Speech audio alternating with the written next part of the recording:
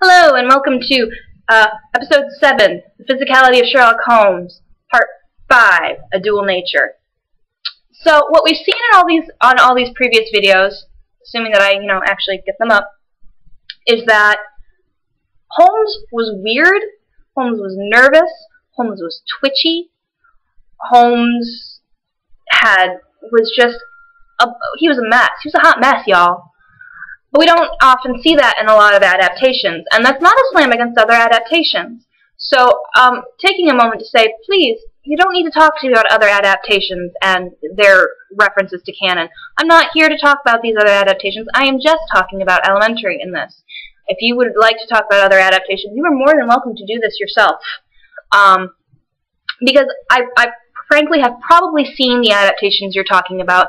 I probably own the adaptations you're talking about, and I am probably a huge fan of those adaptations and love them with all my heart. But I'm here to talk about Elementary. So why does Elementary reclaim that weird, twitchy, nervous Holmes while other adaptations don't? Well, I've talked before about how Holmes is such a complex character with so many different aspects to him.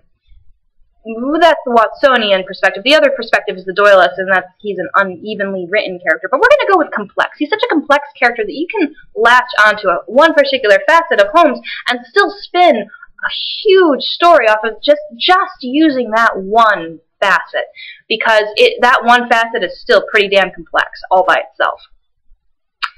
So a lot of adaptations look at the side of Holmes that is cool and calm and suave and debonair and, a Victorian hero, without recognizing that part of what made Holmes such an excellent hero was that he was just, But it's also in canon that Watson says several times that Holmes almost had a dual nature to him. I think that's actually like an exact quote from somewhere, dual nature or something like that. And so we're going to take this last video looking at the two sides of Holmes, where that energy is perhaps mitigated and held back somewhat. And we're going to begin with sign of 4. Sign of 4 pretty much comes straight out with it. It was 5:30 before Holmes returned. He was bright, eager, and in excellent spirits, a mood which in his case alternated with fits of the blackest depression. So we're looking at the duality like right there, and it's in Study in Scarlet too.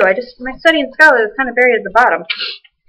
Study in Scarlet, we have the duality noted when Watson first moves in. Nothing could exceed his energy when the working fit was upon him, but now and again a reaction would seize him, and for days on end he would lie upon the sofa in the sitting room, hardly uttering a word or moving a muscle from morning to night. Now, arguably, those two references could be, and have been made out to be, a reference to perhaps mental illness on the part of Holmes. Obviously, at the time, when people are generally talking about this, they're largely talking about manic depression or bipolar disorder, depending on which area you're in. So a lot of people have talked about that, but there's other instances that are less, perhaps, made understood as mental illness and as code for mental illness, where we see alternating natures in Holmes.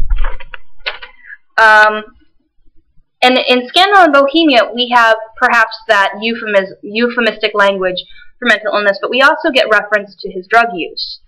Thank you, Elementary, for actually exploring this in depth. My own complete happiness and the home-centered interest which rise up in a man who first finds himself master of his own establishment, were sufficient to absorb all my attention, while Holmes, who loathed every form of society with his whole bohemian soul, remained in our lodgings in Baker Street, buried among his old books, and alternating from week to week between cocaine and ambition, the drowsiness of the drug, and the fierce energy of his own keen nature. So obviously, we've seen some euphemistic language for mental illness, which could also be euphemistic language for drug use. The duality there. The switch between two Holmes. But that's not the only type of duality we see. I'm pulling these references as I go, so I'm not sure which are coming up. But here's one from Boscombe Valley, that explores the other duality. So we have the duality that's possibly mental illness, possibly drug use related. Obviously, we'll never know. We'll never know. But then we have this sort of duality in Boscombe Valley. Sherlock Holmes was transformed when he was hot upon such a scent as this. Men who had only known the quiet thinker and logician of Baker Street would have failed to recognize him. His face flushed and darkened, his brows were drawn into two hard black lines, while his eyes shone out from beneath them with a steely glitter. His face was bent downward, his shoulders bowed, his lips compressed, and the veins stood out like whipcord in his long, sinewy neck. His nostrils seemed to dilate with a purely animal lust for the chase, and his mind was so absolutely concentrated upon the matter before him that a question or remark fell unheeded upon his ears, or at the most only provoked a quick, impatient snarl in reply. So here's the duality that I'm largely talking about when we talk about these two aspects of Holmes. The quiet thinker and logician, as contrasted with this guy who's like all over the place, looking at the floor, getting all excited, and like yells at people if they talk to him, and goes, "Wow, I don't have time for you right now, I'm busy." And we see this again in Priory School. His eyes shone and his cheek was flushed with the exhilaration of the master workman who sees his work lie ready before him. A very different Holmes, this active, alert man, from the introspective and pallid dreamer of Baker Street. I felt, as I looked upon that supple figure, alive with nervous energy, hearkening back to video 3, that it was indeed a strenuous day that awaited us. So, what I'm getting at here is that this active, alert man is the sort of interpretation that we see in adaptations like Elementary, while a lot of adaptations, notably, for instance, the Basil Rathbone films, the introspective and pallid dreamer. But these are both present in Holmes. In Musgrave Ritual, we see this again. As I've said before, Musgrave Ritual is great for just giving the fingernail sketch of Holmes. Like, you know, if you're just going to read one description of Holmes to try and get an idea of his character, Musgrave Ritual is a great way to start out. Our chambers were always full of chemicals and of criminal relics which had a way of wandering into unlikely positions and of turning up in the butter dish, or in even less desirable places. But his papers were my great crux. He had a horror of destroying documents, especially those which were connected with his past cases, and it was only once in every year or two that he would muster energy to docket and arrange them. For, as I have mentioned somewhere else in these incoherent memoirs, the outbursts of passionate energy when he performed the remarkable feats with which his name associated were followed by reactions of lethargy, during which he would lie about with his violin and his books, hardly moving save from the sofa to the table. Thus, month after month, his papers accumulated until every corner of the room was stacked with bundles of manuscript, which were on no account to be burned, and which could not be put away save by their owner. So again, you know, when he's on a case, he's active and alert and excited, and it's followed by a reaction of lethargy. Again, this could be euphemistic language for mental illness or drug use. It also doesn't have to be. It's really, at this point, up to your interpretation. Crooked Man. His eyes kindled and a slight flush sprang into his thin cheeks. For an instant the veil had lifted upon his keen, intense nature, but for an instant only. When I glanced again, his face had resumed that red Indian composure which had made so many regard him as a machine rather than a man.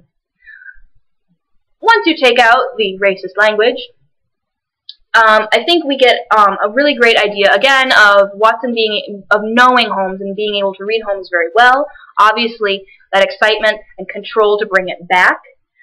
I think that reference is, when you take it as if you play the game, that's such a great reference that had made so many regard him as a machine rather than a man, because Watson himself says that in Sign of Four. Watson says something about there's something positively inhuman about you at times. So Watson himself has made this reference, and he's totally calling it back here, going, well, maybe not. Didn't know him as well then. But again, that duality, that flipping between two different aspects of himself. In Bruce Partington Plans, His eager face still wore that expression of intense and high-strung energy, which showed me that some novel and suggestive circumstance had opened up a stimulating line of thought. See the foxhound, with hanging ears and drooping tail as it lolls about the kennels, and compare it with the same hound as, with gleaming eyes and straining muscles, it runs upon the breast-high scent. Such was the change in Holmes since the morning. He was a different man from the limp and lounging figure in the mouse-colored dressing gown who had prowled so restlessly only a few hours before round the fog-girt room. I really don't think I need to comment again. That's a lot of switching between two very different but very important aspects of the personality.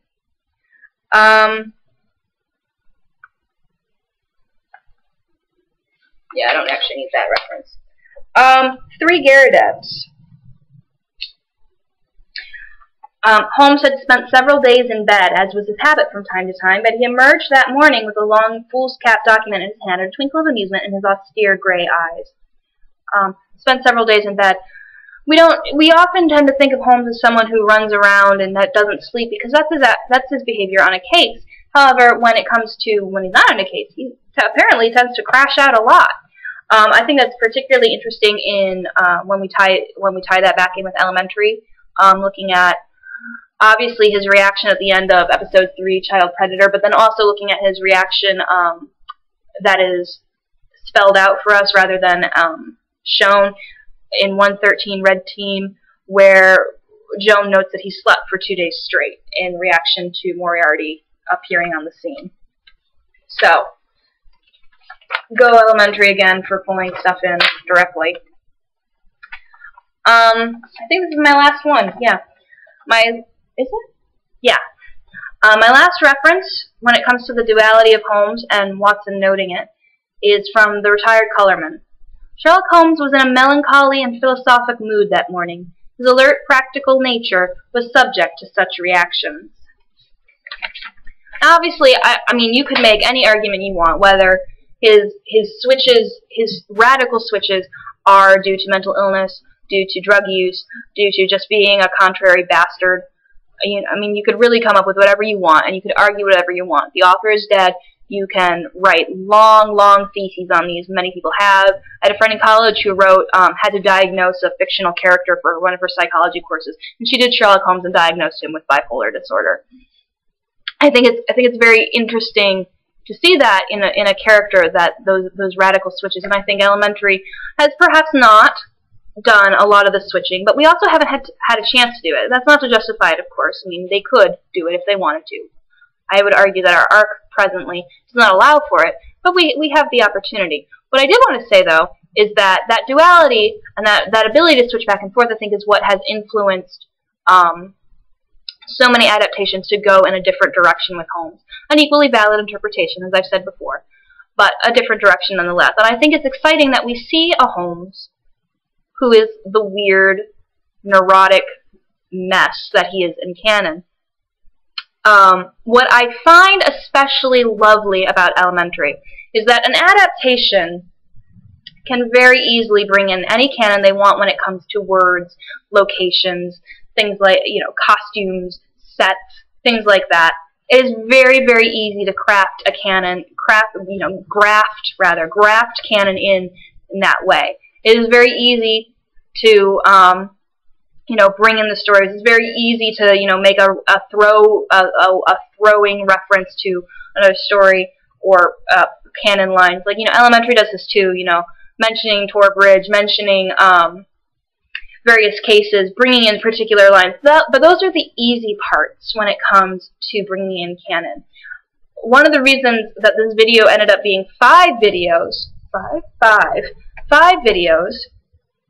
is that bringing in the physicality of a literary character, I'm not going to say it's unique necessarily, because obviously other people do it, but I think it shows an excellent attention to detail. The fact that I can make an entire video just about Holmes's hands and how Elementary's Holmes pulls from those characteristics is astounding to me as someone who loves to watch the way media cross-pollinates, as it were, if that is being used correctly, which is not. But the fact that we can talk about something so ephemeral as physicality and come up with actual canonical, come up with full canonical references, and I can say stuff like, you know what I'm talking about when it comes to JLM's Holmes and the way he moves, and you do know what I'm talking about. You can see in your head the way he twitches, the way he bounces on his feet, the way he stands with his arms in and his hands clenched, and that's straight from canon. I think that shows definitively Elementary's commitment to canon, because they're not just committed to the words, they're committed to the characters. So if you have watched all 5 videos on Holmes' physicality, first of all, you deserve all the gold stars, which I don't own, but all of them for you. But also, I hope you come away with a greater appreciation and understanding of how Elementary is exploring canon and again, I'm not going to say unique ways. I have not sat down and studied other adaptations to see if they're, keeping with suppressed excitement and the nervous tension and the long fingers. Obviously, I haven't done that with the other ones. I'm just doing that for Elementary. So I can't say it's unique, but I think it's incredibly profound, and I hope that you can now love it and be even more excited and, flail so hard you hit yourself in the face every time you see it like I do. So yes, I hope you enjoyed these. I enjoyed making them, other than my computer crashing several times, and have a good weekend. Peace.